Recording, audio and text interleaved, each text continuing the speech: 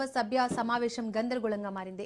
అధికార పార్టీ నాయకులు, ప్రతిపక్ష పార్టీ నాయకుల మధ్య మాటల యుద్ధం సాగింది. పెండింగ్ పనుల బిల్లులు పూర్తి కాలేదని సభ్యులు ఆందోళన వ్యక్తం చేశారు. స్థానిక ఎమ్మెల్యేలు ఈ విషయంపై పూర్తిగా పట్టించుకోవడం లేదని వైసీపీ నేతలు ఆరోపించగా అధికార పార్టీ నాయకులు తీవ్రంగా స్పందించారు. దీంతో సభ గందరగోళంగా మారింది.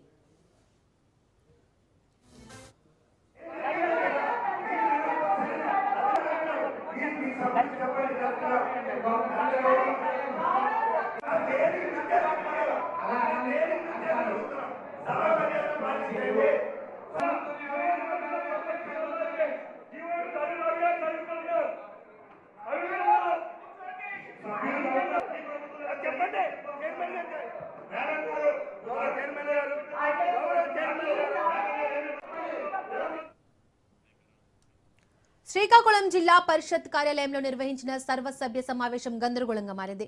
అధికార పార్టీ నాయకులు, ప్రతిపక్ష పార్టీ నాయకుల మధ్య మాటల యుద్ధం సాగింది.